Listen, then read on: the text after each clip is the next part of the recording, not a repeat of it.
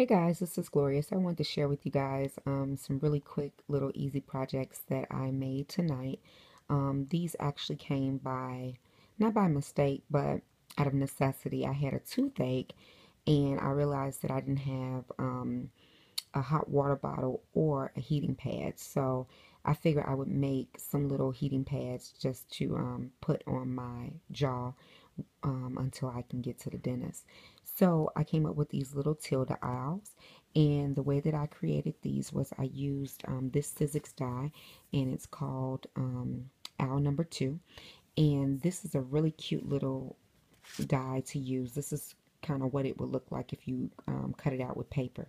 The problem with this die is the holes that it actually cuts out of the face, and then the holes that actually go back into the face actually sit down inside of here. So in order to remedy that, I use this die, which is an older Sizzix die. It's called Circles number 2, and it looks like this. And what I did was I used this one right here, that size there. And that size was actually a little bit wider than the opening of the hole, so it was able to sit on top of the material so that I can applicate the eyeball on top of the face. The other thing about the Sizzix owl die is that because it cuts out the holes like this, it will also cut it out for the back of your owl. And unless you wanted to make a double-sided owl with two faces, then that wouldn't work. So what I ended up doing was using this as a template and just cutting my felt out of, out of the shape without cutting the holes out. So that's how I came up with the back.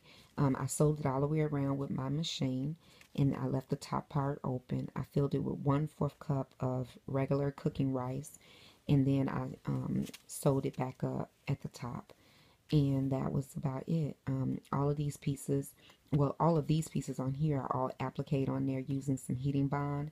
These pieces, the nose and the little hands and these little eyes are actually put on using hot glue, and including the little feet. And this one is appliqued, I mean not appliqued, but embroidered, because I ended up well, I was supposed to use this material for something else, and I didn't end up using it, so I used it on the owl instead. And I thought it was really cute because it says Tilda at the bottom.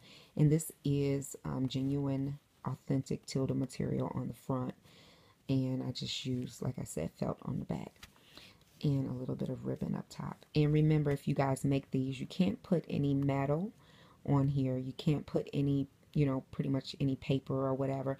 I did put this one in the microwave already, and it does have hot glue on it, and it was still fine because you put it on like 30 seconds or so, and the hot glue didn't remelt or anything. Nothing happened with the hot glue. But if you're concerned about that, you can always use Fabri-Tac, or you can just go ahead and do the heat and bond on all your pieces, and then that way you won't have to worry about that.